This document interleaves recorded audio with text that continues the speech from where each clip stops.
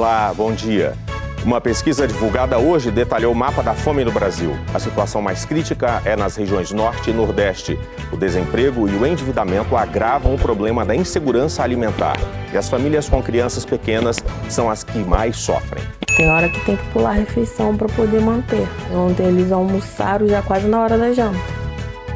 Moradores do Rio voltaram a passar a noite na fila para tentar atualizar os cadastros que dão acesso a programas sociais. O corpo da Rainha Elizabeth II vai ser levado hoje para o Palácio de Westminster, sede do Parlamento Britânico. A família real vai participar do cortejo. As ruas de Londres já estão cheias e a segurança foi reforçada. A polícia de Mato Grosso do Sul investiga o assassinato a tiros de um líder indígena numa região marcada por conflitos. Ele tinha escapado de um outro atentado no mês passado. Começam hoje as audiências do caso do policial penal bolsonarista Jorge Guaranho, que matou a tiros o tesoureiro do PT Marcelo Arruda. Hoje é quarta-feira, 14 de setembro, e o Bom Dia Brasil está começando agora.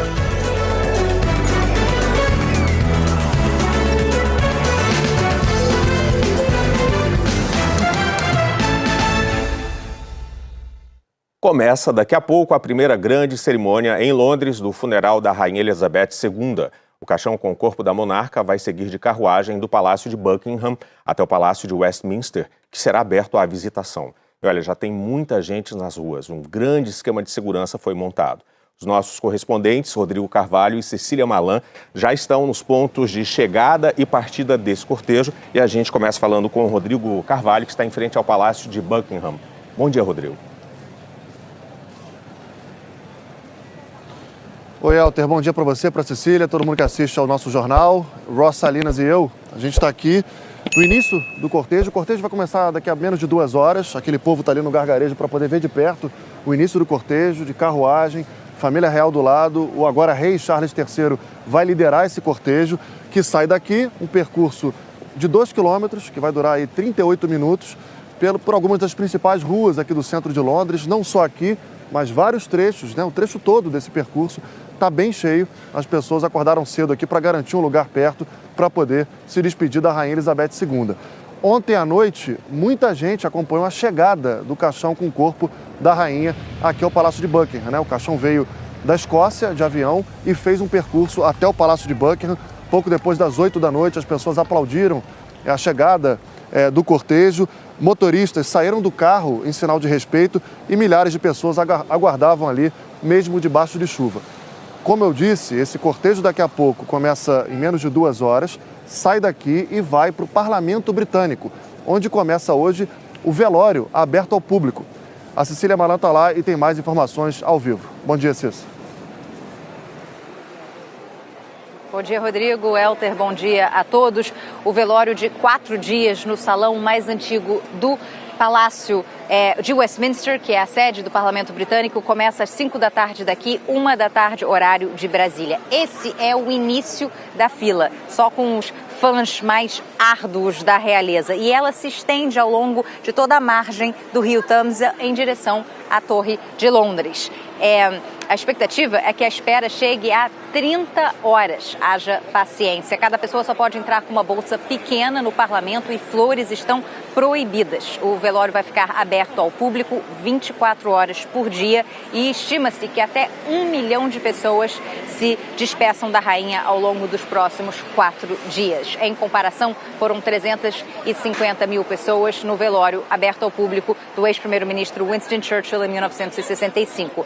Antes da abertura ao público, o arcebispo da Cantuária vai celebrar uma missa de 20 minutos. Ontem à noite, ele mandou entregar pizza e bebidas quentes para as pessoas que já estavam acampadas há dias na fila.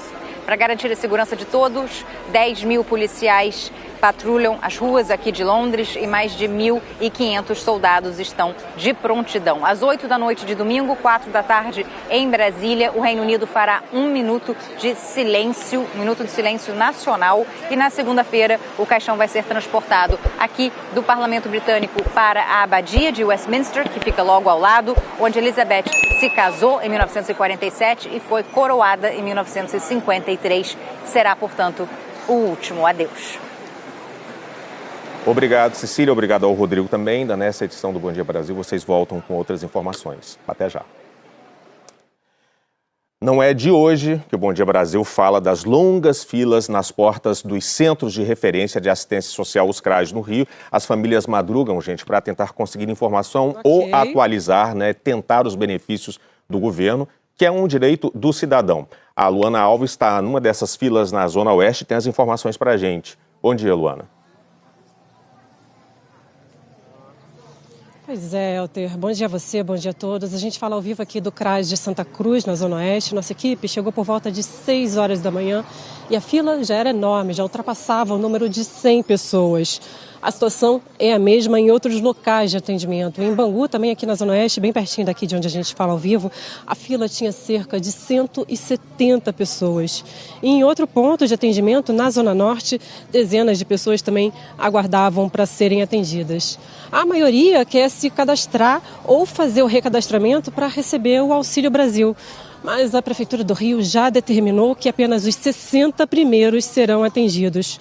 Essa limitação acontece por causa dos equipamentos danificados após o ataque hacker sofrido pelo sistema municipal, que amanhã completa 1 mês e paralisou todo esse atendimento nos CRAS por 20 dias.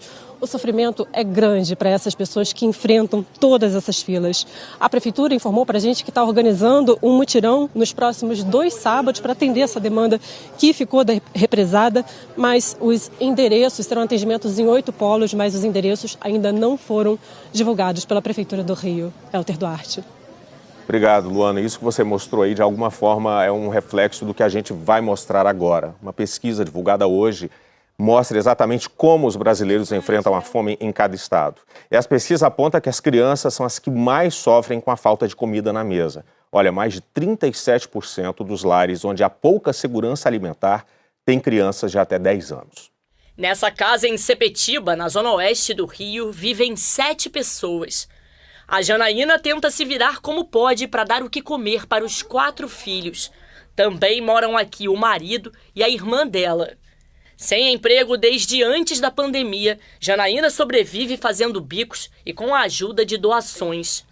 Estamos correndo atrás, botando currículo, mas está difícil. Até hoje nada, não conseguimos nada. Tem hora que tem que pular a refeição para poder manter, entendeu? Igual ontem eles almoçaram já quase na hora da janta. Uma nova pesquisa detalhou como a fome atinge cada região do Brasil. O estudo foi feito pela rede Pensan, que reúne pesquisadores de universidades e instituições de todo o país, uma referência no tema. A região norte tem a pior situação do Brasil, quase metade da população enfrentando insegurança alimentar moderada ou grave. Depois vem o Nordeste, seguido pelas regiões Centro-Oeste, Sudeste e Sul. Em números absolutos, o Sudeste tem o maior número de habitantes passando fome. Em todo o Brasil, são mais de 33 milhões de pessoas. Cada estado dentro da região vai conseguir olhar o seu dado e olhar para o seu estado e pensar o que está dando certo e o que não está dando certo. Para conseguir reverter, tem que colocar realmente políticas sociais que reduzam essas desigualdades sociais. A pesquisa indica que em todos os estados, as famílias mais vulneráveis à insegurança alimentar grave ou moderada são aquelas com renda inferior a meio salário mínimo, com pessoas que estão desempregadas ou em condições de trabalho precárias, além de apresentarem baixa escolaridade. O alto endividamento também comprometeu a capacidade de acesso aos alimentos. Passamos a ter uma situação de alta inflação dos alimentos, então o custo da cesta básica aumentou, né? E a população, e aí nós encontramos uma crise econômica com alto desemprego, com renda, a renda média da população brasileira foi diminuindo. Nesse período houve um endividamento muito grande das famílias, e as famílias pobres, o endividamento é com coisas corriqueiras do dia a dia, né? É o gás, é o dinheiro emprestado para comprar o gás, para pagar a luz elétrica, para pagar o aluguel. Faz meses que a Janaína não consegue pagar nem a conta de luz. Olha, a dívida que eu tô, meu nome tá sujo mesmo. É 18 mil reais na Light. Eu não tenho condições de pagar. Se você pudesse fazer um pedido hoje, qual seria esse pedido? Que Deus me desse um emprego. Entendeu? É o que eu mais preciso nesse momento. A Miriam Leitão já está aqui com a gente para analisar esses números dessa pesquisa, e são números avassaladores que revelam o tamanho do desafio das políticas sociais. Miriam, esse quadro revelado pela pesquisa, na verdade, é um quadro que foi se montando sucessivamente por vários fatores, né? Bom dia. Bom dia, Elter. Bom dia a todos que acompanham o Bom Dia Brasil. É como disse o Elter, isso veio sendo construído. O que aconteceu no Brasil nos últimos anos? O Brasil teve uma grande recessão em 2015, 2016. Depois o país ficou estagnado, o desemprego subiu. Aí veio a crise, veio a pandemia e houve uma péssima gestão da pandemia em todas as áreas. Não houve uma política social robusta. Mesmo quando houve a distribuição de dinheiro, maior gasto com a distribuição de dinheiro do auxílio emergencial, ele acabou chegando, foi um desperdício em muitos casos, porque não se usou toda a rede. O governo Bolsonaro optou por não usar a rede que o Brasil tem, em que tem lá na ponta o CRAS, que a gente acabou de ver na reportagem, gente na fila. Isso aí é o Sistema Único de Assistência Social, o SUAS, que tem na ponta, na capilaridade, onde a pessoa chega, o centro de referências. E deveria ter tido um fortalecimento a partir do governo federal desses CRAS e de todo esse sistema. E o governo resolveu fazer a distribuição do Auxílio Brasil, do auxílio emergencial pela Caixa Econômica, tudo feito lá, o cadastro feito lá, e aí teve muito desvio. A gente viu um empresário que recentemente negou uma marmita para uma pessoa muito pobre, uma mulher muito pobre. Ele recebeu o auxílio emergencial. Pensa bem, ele que é um empresário. Então, isso é uma pequena prova dessa grande coisa que houve, o desperdício do dinheiro público numa política social errada. Então, tudo isso somado levou a esse quadro. O desemprego ainda é alto, a renda diminuiu, o endividamento subiu e as pessoas estão vivendo a ressaca de todas essas crises, mas principalmente da má gestão, da crise econômica junto com a pandemia, Elter. Agora, Miriam, a fome não espera, a fome é um problema urgente, né? O que é que o país pode e deve fazer agora? A fome tem pressa, que é uma frase do Betinho, que nos ensinou um caminho pelo qual a gente pode trilhar. A primeira coisa é o seguinte, é preciso ter mais doação das pessoas. A sociedade tem que se envolver, tem que ter um mutirão nacional, porque esse é um momento de emergência. E hoje existe uma rede de instituições muito confiáveis que fazem esse dinheiro chegar na casa das pessoas, esse alimento chegar na casa das pessoas. Isso é importante. Eu não estou transferindo para a sociedade, não estou terceirizando para a sociedade responsabilidade, não. Mas essa é uma parte que a gente pode fazer. Mas o governo tem que ter uma política social mais consistente. Se não houver uma política pública séria, robusta, que enfrente a ressaca de todas essas crises, principalmente da má gestão no governo Bolsonaro, o país vai continuar carregando esse problema. E esse problema é inaceitável, porque onde mais falta alimento? Exatamente nos lares onde tem mais crianças. É o futuro do Brasil. Eles estão ficando subnutridos. E subnutridos eles não aprendem. Tudo isso é muito grave e a gente não pode carregar o peso dessa crise por anos a fio. Então a gente tem que agir agora. Cada um de nós procurando o que fazer no curto prazo, mas exigindo também dos governos uma política social robusta para enfrentar esse problema. É uma vergonha o Brasil passar por isso, um país tão rico. É como a Miriam disse, né? A responsabilidade é do governo, das políticas sociais, mas nós, como sociedade, podemos e devemos ajudar, né, Miriam? Quem quiser fazer doação, o próprio G1 tem um site lá, para quem doar. É muito fácil você saber quais são as organizações credenciadas, sérias, para quem você pode fazer a sua doação com segurança. Doações que diminuíram muito, né, na segunda metade da pandemia, porque muita gente ficou sem condições de ajudar. Mas, enfim, é isso. Obrigado, Miriam. Bom dia para você. Bom dia. A seguir, as investigações sobre a morte de um líder indígena em Mato Grosso do Sul. Ele já havia escapado de um atentado em agosto. E a audiência que vai definir se o bolsonarista acusado de matar um tesoureiro do PT no Paraná vai a júri popular. Agora são 8 horas e 44 minutos. Bom Dia Brasil volta já já.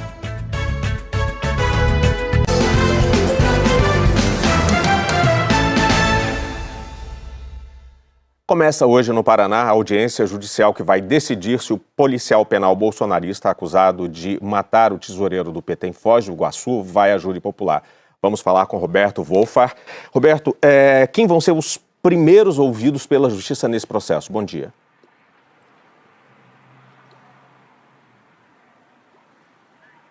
Oi, Elter, bom dia para você, bom dia a todos. As primeiras a serem ouvidas são as testemunhas de acusação. Em seguida, o juiz ouve as testemunhas de defesa. E, por último, o réu. Jorge Guaranho. A previsão é que a audiência siga até amanhã. Entre as testemunhas estão amigos e parentes do réu e da vítima, além também de sócios do clube onde o crime aconteceu. Jorge Guaranho é réu por homicídio duplamente qualificado. O bolsonarista declarado é réu por motivo fútil e também por meio que pode resultar em perigo comum. A pena pode chegar a 30 anos de prisão. Guaranho matou o guarda municipal Marcelo Arruda em julho, durante a festa de aniversário da vítima. O tema era o Partido dos Trabalhadores e o ex-presidente Lula. Na denúncia à Justiça, o Ministério Público também citou motivação política para o crime. Guaranho está detido no Complexo Médico Penal em Pinhais, na região metropolitana de Curitiba. Esta será a primeira vez que ele será ouvido no processo. O depoimento do policial penal será por videoconferência e Guaranho poderá se manter em silêncio. Após esta fase, o juiz decide se Jorge Guaranho irá à júri popular ou não. Elter. Obrigado, Roberto. Bom dia para você. A polícia de Mato Grosso do Sul investiga a execução do líder indígena Vitorino Sanches em Amambaia. A gente fala agora com Martim Andrada ao vivo. Martim, esse é o terceiro assassinato de um indígena em menos de um mês, aliás, em menos de 3 meses, aí nessa região do estado, né? Bom dia.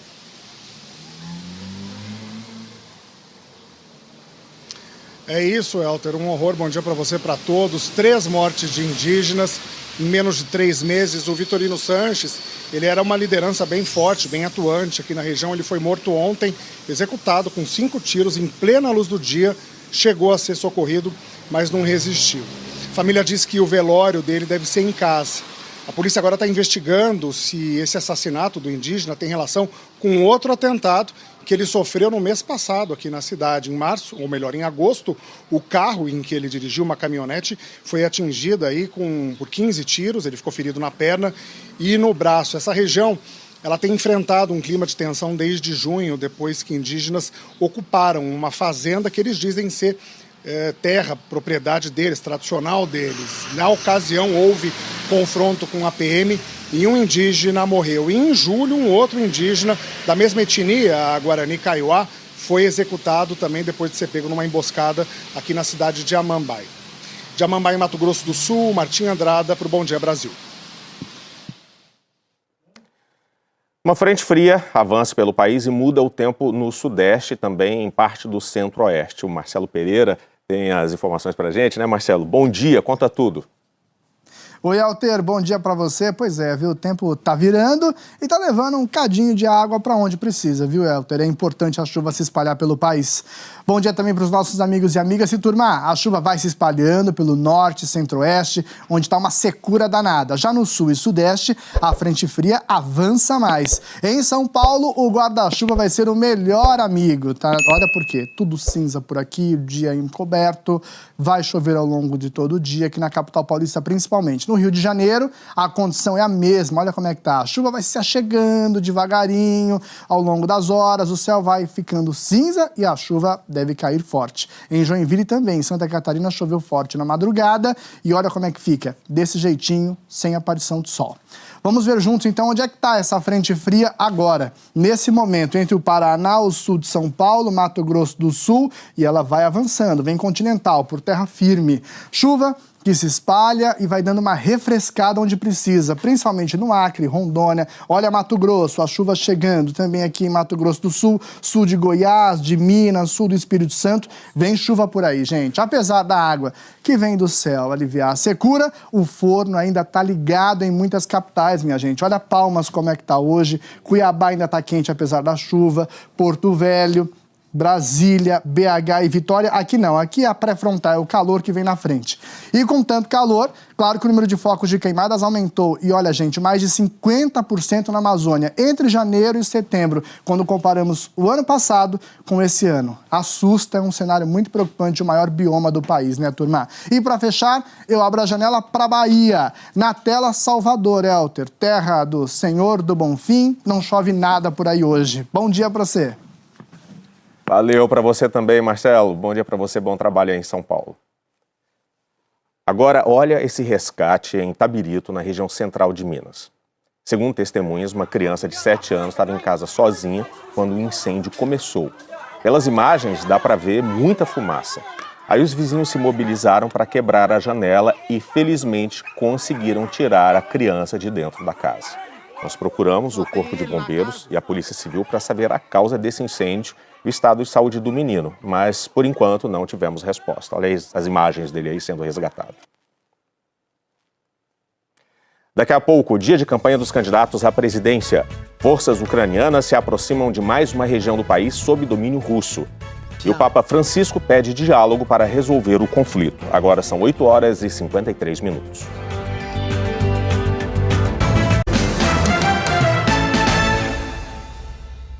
O G1 lançou agora de manhã uma ferramenta que reúne todos os candidatos nas eleições de outubro aos cargos de deputado estadual, deputado federal, deputado distrital, senador, governador e presidente. Apontando a câmera do seu celular aí para esse QR Code que está aparecendo na tela, você acessa a ferramenta chamada Quem Eu Escolho. Ela informa dados dos candidatos como patrimônio, cor, gênero e idade e traz ainda informações sobre as principais propostas dos deputados federais. Material que com certeza vai ser útil para você decidir em quem votar. Vamos ver então como foi o dia de campanha dos candidatos à presidência da República com o Heraldo. Oi, Heraldo, bom dia para você. Eleições 2022, caminhada de presidenciáveis pelas regiões do Brasil. Bom dia, Elter Duarte. Bom dia especialmente a você, que está sempre conosco aqui no Bom Dia Brasil. A candidata do MDB, Simone Tebet, esteve na Paraíba e na Bahia. O candidato Ciro Gomes, do PDT, também fez campanha na Bahia. O candidato do PL à reeleição, presidente Jair Bolsonaro, teve a campanha dele de ontem concentrada no interior de São Paulo. O candidato à reeleição pelo PL, presidente Jair Bolsonaro, foi recebido por apoiadores em Sorocaba, interior paulista. Ele saiu numa motociata pelas principais ruas da cidade, trajeto de 18 quilômetros. Bolsonaro esteve numa praça na região central da cidade, em áreas de comércio. Ele disse da importância de se eleger deputados aliados ao governo. No discurso, destacou áreas que, segundo ele, se recuperaram nos últimos meses, como economia e segurança. O Brasil está lá na frente, está lá na vanguarda, está dando exemplo para o mundo. Inflação em baixa, PIB em alta, desemprego em baixa, violência em baixa. Todos os números são positivos no nosso governo. O candidato do PDT, Ciro Gomes, começou o dia em Irecê, no sertão da Bahia. Ele inaugurou um comitê de campanha e afirmou que é preciso atrair indústrias para desenvolver a economia do semiárido nordestino. À tarde, em Salvador, visitou a APAI, Associação de Pais e Amigos dos Excepcionais. O candidato à presidência da República disse que a educação inclusiva é o caminho para possibilitar o acesso das pessoas com deficiência ao mercado de trabalho, assim como um incentivo a cursos profissionalizantes. Eu vim exatamente para isso, ouvi-los, antes de mais nada, ouvi-los. Educação inclusiva é a chave, mas o trabalho inclusivo, o financiamento inclusivo, a arquitetura urbana inclusiva, tudo isso tem que ser uma adaptação que nós temos que fazer com que o Poder Federal assuma, em parceria com todas as instituições, a liderança de mudar essa mentalidade. A candidata pelo MDB, Simone Tebet, fez campanha em Salvador. Caminhou na ladeira do Curuzu, no bairro da Liberdade, e visitou a sede do bloco Ileaê. Ela disse que, se eleita, pretende recriar o Ministério da Segurança. Depois, Simone Tebet esteve em Campina Grande, na Paraíba, e conheceu projetos de tecnologia desenvolvidos pela Universidade Estadual. A candidata fez uma caminhada pelas ruas da cidade com apoiadores. Defendeu investimentos em tecnologia para fortalecer a competitividade das indústrias brasileiras. Ciência, tecnologia e inovação é a grande indústria do conhecimento, é o que vai salvar os empregos tão necessários para a população brasileira. No nosso governo, nem um centavo do Ministério da Ciência, Tecnologia e Inovação vai ser contingenciado. Ele tem que ir onde mais precisa. Com isso, nós vamos garantir que as indústrias brasileiras possam ser competitivas com os produtos internacionais. Vera Lúcia, candidata do PSTU à presidência da República, fez campanha na Baixada Santista. Distribuiu panfletos e conversou com moradores no centro de Santos. Depois, a candidata almoçou com apoiadores e fez um passeio de bonde turístico. Durante a visita, Vera Lúcia falou sobre as propostas dela para a área da educação. Um dos motivos de vir a Santos foi conversar com a juventude. É necessário assegurar educação pública de qualidade, da creche até a universidade, para garantir recursos e assegurar isso para o conjunto dos filhos da classe trabalhadora, para que nenhuma criança fique sem acesso à educação de qualidade. O candidato constituinte Emael, do Democracia Cristã, se encontrou com apoiadores no Largo 13, centro de comércio na zona sul de São Paulo. Tirou fotos e caminhou pelo calçadão. Emael disse que, se eleito, pretende ampliar a oferta de creches para ajudar mulheres que buscam emprego e defendeu uma ampla reforma tributária. Indiscutivelmente, o Brasil tem que crescer para gerar emprego. E para crescer nós temos que alterar o sistema tributário brasileiro, onde o tributo é um agressor e não um companheiro. Nós temos que transformar o tributo em fator de crescimento. Hoje nós temos um sistema tributário que esmaga empresas e pessoas, impedindo o Brasil de crescer. O candidato do PT, Luiz Inácio Lula da Silva, não teve agenda pública de campanha ontem. Pela primeira vez, o Tribunal Superior Eleitoral vai usar a biometria de eleitores voluntários no teste de integridade das urnas eletrônicas, que será feita no dia das votações. Depois de votar, os voluntários vão a um local ao lado do posto de votação. Vão inserir a biometria deles para destravar as urnas selecionadas para o teste. Em seguida, servidores da Justiça Eleitoral vão digitar o conteúdo de cédulas impressas e pré-preenchidas nos equipamentos. Todo o processo é acompanhado por uma auditoria externa. O objetivo é verificar se o voto depositado é o mesmo que será contabilizado pela urna. O eleitor voluntário não vai ser levado a votar uma segunda vez. A medida atende a uma sugestão do Ministério da Defesa. 640 urnas vão ser separadas para passar pela fiscalização. Os dados não serão contabilizados no TSE. Obrigado, Heraldo. A chefe da União Europeia disse hoje que o apoio oferecido à Ucrânia na guerra contra a Rússia é inabalável. Em seu discurso anual sobre o estado da União Europeia, Ursula von der Leyen afirmou que o futuro da Ucrânia e de outros países como Moldávia, Geórgia, Albânia e Sérvia é dentro da União Europeia. Ela apresentou um plano para conter a crise dos preços de energia que dispararam depois da guerra. A líder do bloco europeu voltou a defender as sanções internacionais impostas contra a Rússia. O presidente ucraniano disse que está implementando medidas para assegurar o território retomado nos últimos dias no nordeste do país. Volodymyr Zelensky afirmou que a Ucrânia conseguiu reconquistar 8.000 quilômetros quadrados, o equivalente a 5 vezes o tamanho da cidade de São Paulo. As forças ucranianas agora se aproximam da região separatista de Luhansk, sob domínio russo.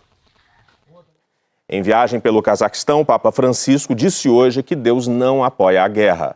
A declaração foi dada no 7º Congresso Mundial de Líderes das Religiões Tradicionais e está sendo vista como uma crítica implícita ao chefe da Igreja Russa Ortodoxa, Cirilo I, que tem apoiado a invasão da Rússia à Ucrânia. Francisco pediu um compromisso para resolver conflitos pelo diálogo. Cirilo I não compareceu ao evento e enviou uma delegação liderada pelo número 2 da Igreja Ortodoxa, que se reuniu brevemente com o Papa Católico. Em instantes, o apagão de mão de obra nos bares e restaurantes de São Paulo. Na busca por funcionários, vale até carro de som com anúncio das vagas. E prepare o seu bolso. Já começaram as contas para estabelecer o tamanho do reajuste dos planos de saúde no ano que vem. Agora, 9h06. Bom Dia Brasil, volta já.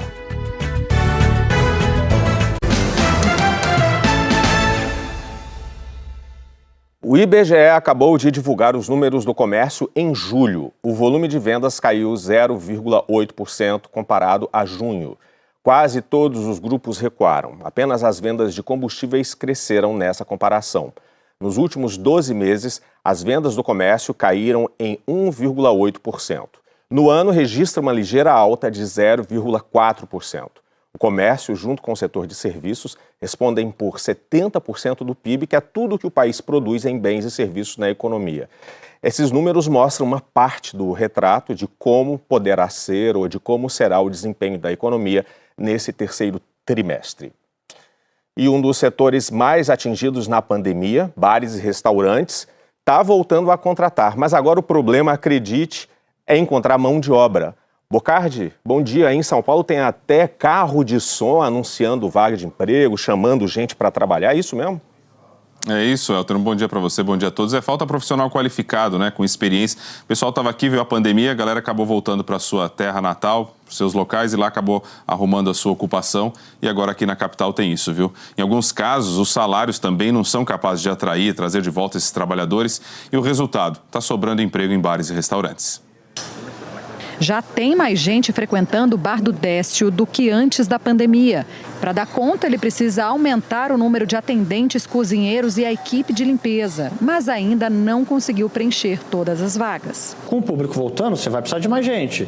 E você vai ter muita gente procurando por esses profissionais, você acaba tendo uma demanda maior do que a oferta, pelo menos pelos bons profissionais. Levantamento feito aqui no estado de São Paulo pela associação que representa o setor de bares e restaurantes revela que 35% das empresas pretendem contratar novos funcionários até o fim do ano. Essa grande rede de restaurantes diz que a dificuldade tem sido encontrar profissionais qualificados. A empresa resolveu botar carro de som para avisar que está contratando. As entrevistas de emprego são feitas na rua mesmo. Nós saímos do administrativo do nosso escritório para realmente tentar encontrar a mão de obra que nós precisamos, porque nós percebemos que várias pessoas estão desempregadas, mas não sabem onde procurar emprego, não têm acesso a plataformas digitais. Às vezes você encontra um colaborador que ele é comprometido, ele é responsável, mas não tem a qualificação necessária. A saída encontrada pela empresa é oferecer cursos para treinar mão de obra. O Val, que participa das aulas, começou nesse emprego há 4 meses.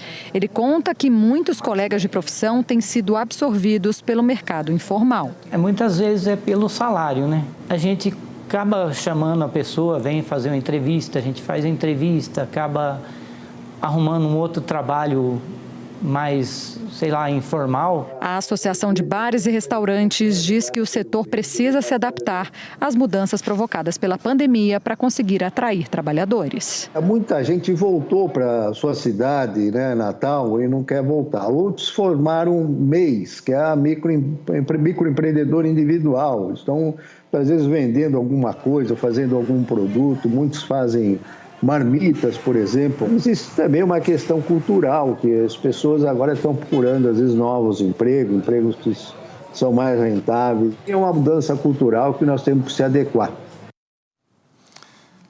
Expectativa do setor de bares e restaurantes é abrir 100 mil vagas de trabalho até o fim do ano em todo o país. Tem oportunidade para todo tipo de profissional, garçom, chefe de cozinha, ajudante, atendente e tantos outros. Elter. Obrigado, Bocardi.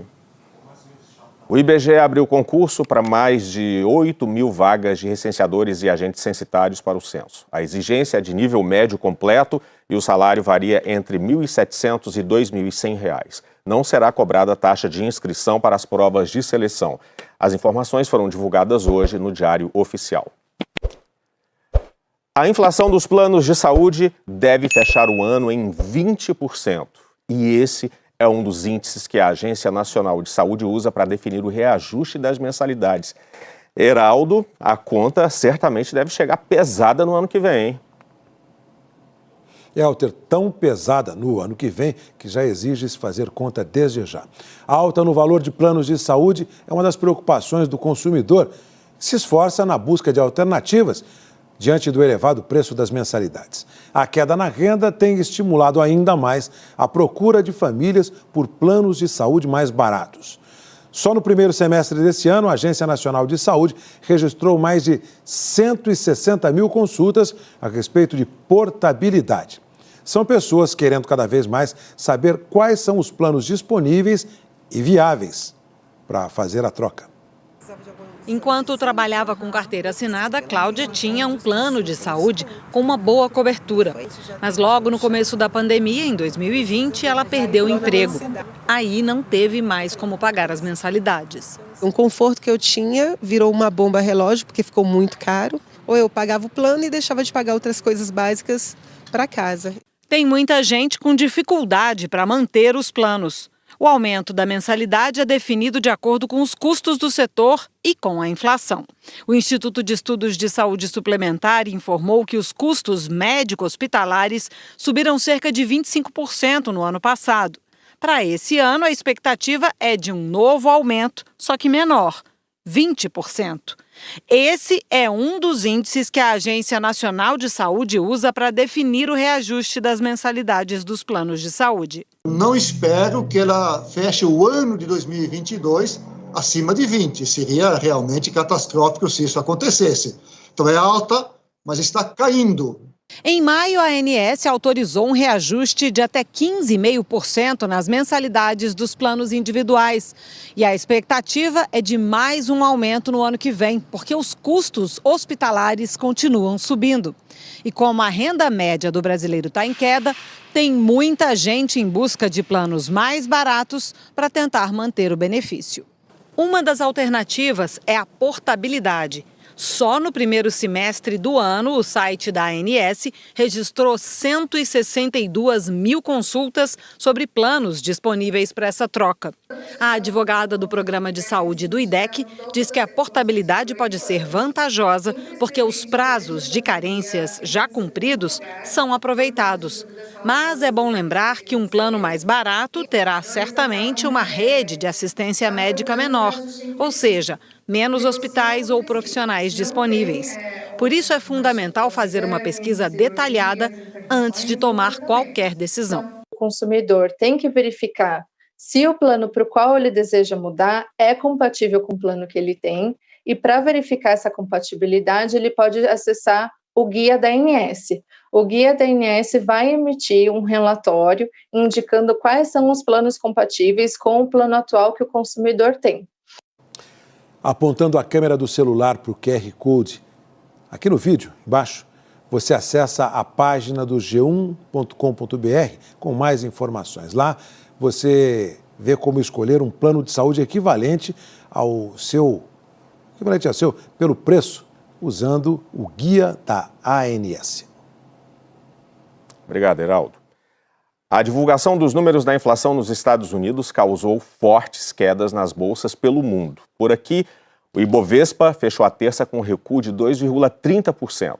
A gente vai agora para Nova York falar com a Sandra Coutinho, que conta os impactos do resultado, muito pior do que o esperado desse número anunciado na economia americana. Sandra, bom dia. Bom dia para você também, Elter, e para todo mundo que está assistindo ao Bom Dia Brasil. Olha, as bolsas europeias abriram em queda, acompanhando as asiáticas, que também fecharam no negativo. Houve um movimento generalizado de baixa no mercado asiático, destaque negativo para as bolsas de Tóquio e Hong Kong, que caíram mais de 2%. O cenário também não é bom no mercado europeu. Neste momento, as bolsas de Londres e de Frankfurt, por exemplo, registram queda. Havia uma grande expectativa no mercado de que a inflação aqui dos Estados Unidos desacelerasse mais.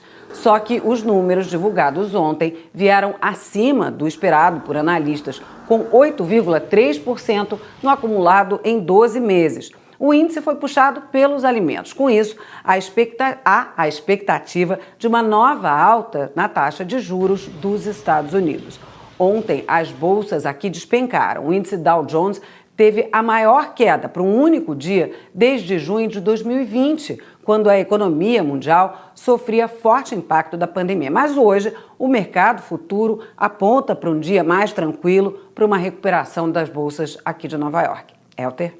Tomara, aguardemos. Obrigado, Sandra. Bom dia. Depois do intervalo, a gente volta ao vivo a Londres com as últimas informações sobre o velório da Rainha Elizabeth. Nós já estamos aqui com imagens ao vivo de Londres, porque daqui a pouco começa o cortejo que vai transportar o caixão da Rainha Elizabeth II. Uma multidão, você vê aí, já está nas ruas para acompanhar o trajeto entre o Palácio de Buckingham e o Palácio de Westminster, que ficará aberto ao público. E a cidade precisou se preparar para toda essa movimentação, claro. Por isso a gente vai voltar a Londres a conversar com a Cecília Malan. Cecília. Elter, olha, a segurança por aqui também em vários pontos de Londres já está sendo reforçada há dias. É a maior operação policial da história do Reino Unido. Todos os dias há cerca de 10 mil policiais patrulhando as ruas da capital britânica. O prefeito daqui disse que é como se num único dia a cidade recebesse 3 mega eventos, um casamento real, a Maratona de Londres e as Olimpíadas, para vocês terem uma ideia. Esse esquema de segurança está em andamento não só pelo cortejo de hoje, mas principalmente pelo funeral no próximo dia 19, segunda-feira, que deve contar com a presença de pelo menos 100 autoridades de Estado e também integrantes de outras famílias reais europeias. Portanto, o prefeito pediu ajuda de várias divisões da polícia local, além de apoio da polícia de outros lugares, como da Escócia e também das Forças Armadas, do Serviço de Inteligência, de voluntários e até de escoteiros. Alguns voos dos aeroportos no entorno aqui de Londres foram adiados para garantir que haja silêncio durante o trajeto que vai levar o caixão de Elizabeth II do Palácio de Buckingham até o Palácio de Westminster, que fica aqui logo atrás de onde a gente está, e onde haverá o velório aberto ao público pelos próximos 4 dias, que começa a partir de 1 da tarde aí no Brasil, 5 da tarde aqui em Londres. O cortejo começa daqui a pouco, às 10h22, pontualidade britânica, da manhã no horário de Brasília. Vai durar exatos 38 minutos para que o caixão chegue a Westminster às 11h03 da tarde aqui. Pelo menos 1.000 integrantes das Forças Armadas vão participar desse cortejo, que será liderado pelo novo rei e os 2 filhos, os príncipes William e Harry, além de outros parentes de Elizabeth II. Vai ser um momento solene de silêncio e respeito pela história de Elizabeth II. E só antes de me despedir, queria mostrar para vocês imagens que a gente fez aqui agora há pouco, questão de minutos, o arcebispo da Cantuária, que vai fazer uma pequena, vai celebrar uma cerimônia aqui no parlamento em homenagem à rainha. Ele fez uma visita surpresa, inesperada, para conversar com as pessoas que estão aqui na fila. E a gente conseguiu conversar rapidamente com ele. Eu perguntei se ele queria mandar uma mensagem para os fiéis brasileiros, para os turistas brasileiros que estão aqui acompanhando esse momento. E ele disse que a presença monumental de turistas do mundo todo mostra que ela não foi só a rainha da Inglaterra, e foi sim a rainha de todo o mundo, que a compaixão dela e o carinho dela com as pessoas repercutiu o mundo afora e deixou a sua marca. Palavras do arcebispo da Cantuária, que fez essa visita surpresa aqui às margens do Rio Tamisa para conversar com os primeiros integrantes da fila. A gente segue acompanhando toda a movimentação desse dia histórico e voltamos a qualquer momento com novas informações. Obrigado, Cecília. Bom trabalho para você nessa longa cobertura. E agora vamos às últimas notícias, começando por São Paulo com Bocardi. Tem uma operação policial aqui desde a madrugada para prender foragidos. E aí são mandados de prisão emitidos pela Justiça. Há mais de 1.000 mandados. Previsão da polícia é que cerca de 100 foragidos sejam capturados hoje ao longo do dia. Até agora, cerca de 20 pessoas foram presas. Um bom dia, até amanhã. Aqui no Planalto Central do Brasil, notícias sobre tecnologia. O grupo criado pela Anatel para cuidar da ativação da internet 5G se reúne daqui a pouco para definir quais novas capitais devem ter o sinal de 5ª geração de internet. Previsão é de que sejam liberadas mais 7 capitais, a maioria no nordeste do país. Bom dia a todos. Obrigado, Heraldo. E antes de eu dar o meu bom dia, quero falar rapidinho com a Patrícia Poeta, lá do Encontro em São Paulo. Oi, Patrícia, bom dia. Oi, Helder, quanto tempo, bom dia, bom falar com você. Olha, a gente está aqui também ligado nos principais acontecimentos no Brasil e no mundo. Hoje, inclusive, vou conversar ao vivo com uma mãe que se perdeu junto com a filhinha dela de 3 anos no meio da mata, isso em Minas Gerais. Ficou 3 dias sem água, sem comida, sem abrigo, sem nada. E vou conversar também com uma outra mãe que acabou se acidentando nesse brinquedo. Aí a gente tem imagens, ó, o brinquedo despencou assim bruscamente. Ela estava com um filhinho lá, se machucou e vai conversar com a gente já já. Outras pessoas também ficaram feridas. Música, hoje o ritmo é sertanejo, galera. Laona Prado tá aqui toda linda. Bom dia! Linda, talentosa. Que delícia. Brinquei estar com você. ela e cheirosa. Obrigada, Linda. Patrícia. Seja bem-vinda. Prazer estar com você aqui hoje, tá? Com vocês todos. Muito obrigada. Prazer é todo nosso, Laona. A gente estava esperando pela sua visita aqui. Eu também. Certo, Manuel Soares, Exatamente. bom dia. Patrícia. Bom dia, Helder. Coisa boa estar falando com você. E, gente, no Bem-Estar tem um assunto que chama muito a atenção. 60% de corte no orçamento das farmácias populares. E aí, por exemplo, fralda geriátrica, remédio de asma, remédio de pressão, tudo isso vai ser impactado. E é importante que você acompanhe hoje, porque essas informações vão chegar até você. Fica ligado, tá? É isso, Helder. Um beijo grande pra você, parceiro. Sempre muito bom falar com você. Tava acompanhando o Bom Dia aqui, vendo as notícias com você. Agora, bom descanso. Beijo grande. Então, em troca, eu vou acompanhar o encontro. Bom programa para vocês. Então, um abraço para você e para o Manuel. Tchau, tchau. E a gente fica aqui com imagens ao vivo de Londres dos preparativos do cortejo, né, para esse adeus, para o enterro da Rainha Elizabeth II, na despedida do povo à sua rainha. Uma ótima quarta-feira para você. A gente volta a se encontrar amanhã. Até lá.